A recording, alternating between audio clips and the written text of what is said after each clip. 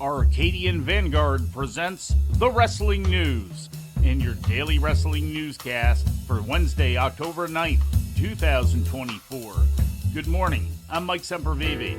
We begin today with last night's Title Tuesday edition of AEW Dynamite, broadcast live on TBS from the Spokane Arena in Spokane, Washington. In the main event, AEW World Champion Bryan Danielson and Wheeler Yuta defeated Claudio Castagnoli and Pac when Danielson tapped out Pac.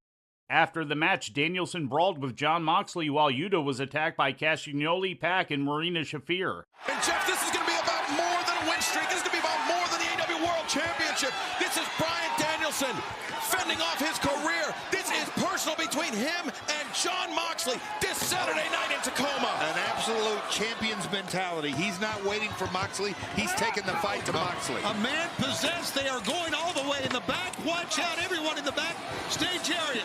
Our cameras are following Jon Moxley and Bryan Danielson. Look at this, Marina Shafir, those knees. Those knees under Wheeler Yuta after he suffered all that punishment at the hands of Pac and Claudio Castagnoli. Mercedes Moné successfully defended both the TBS title and New Japan Strong Women's title against Emi Sakura, defeating her by submission. After the match, Moné and Camille double-teamed Sakura until Chris Statlander made the save. During a promo segment, Will Ospreay confronted Don Callis. You know what, Will? I had the best wrestler in the world, and I threw him in the garbage for you. So maybe, Will, like I did before, maybe I need to throw the best wrestler in the world in the garbage one more time. Don Callis, he referencing, of course, Kenny Omega, now casting off Will Ospreay, perhaps? I cannot believe I had any type of respect for you. You are everything that everybody warned me about. You are utter scum, bruv.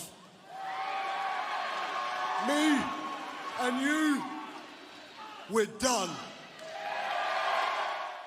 Ospreay then fought with Callis family member Konosuke Takeshita until Ricochet came in to back up Ospreay. Earlier in the show, Lance Archer became the newest member of the Callis family. Also on the show, Willow Nightingale won a four-way match over Saraya, Nyla Rose, and Jamie Hayter to become the number one contender to Mariah May's World Women's title. May attacked Nightingale after the match. Hologram pinned Commander with both men then falling victim to an attack by Rush, Mortos, and Dralistico. Just prior to showtime, WrestleTix reported the live attendance for the show at 1,852, which would make it the smallest crowd ever for Dynamite in a regular touring arena location. Also last night, NXT had its second episode on the CW, broadcast live from the factory in St. Louis. In the main event, Randy Orton made an appearance in an NXT ring, pulling out a victory over Javon Evans with the RKO. Able to just get out of the way for a moment, and now with a little extra authority, deliver that RKO.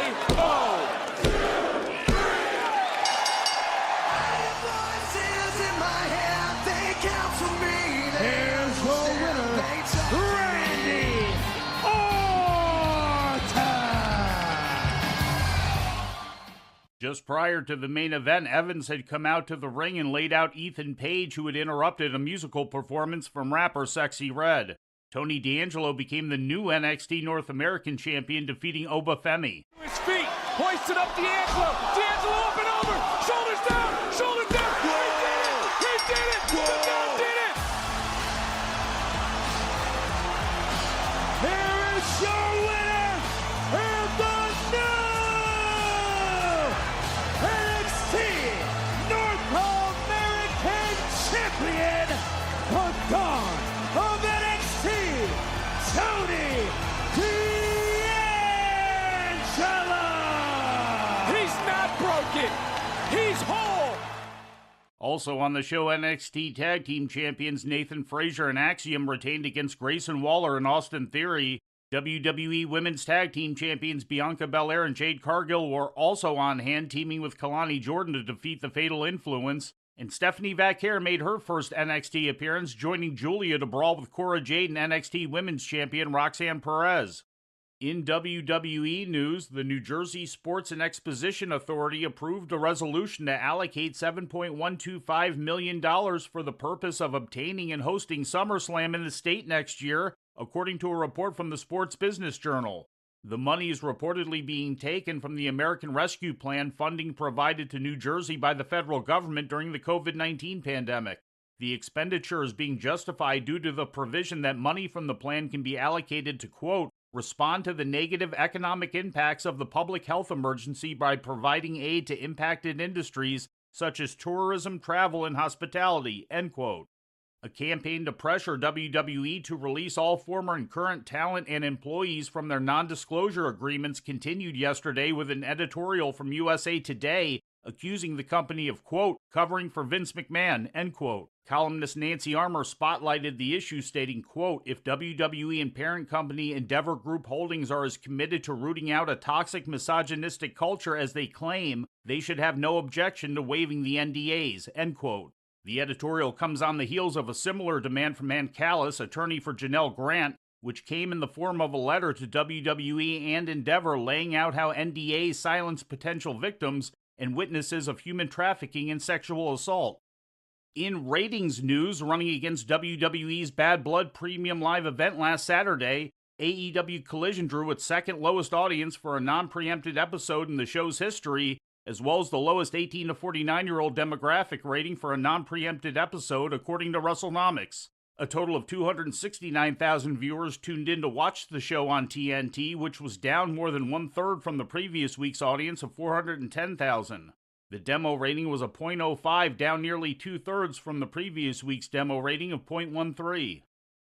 And finally, in National Wrestling Alliance news, NWA Power continued yesterday to stream segments of its 76th anniversary show taped on August 31st at the 2300 Arena in Philadelphia. Yesterday's episode included Mims winning the vacant NWA National title in a four-way match against Brian Idol, Burchill, and Carson Drake.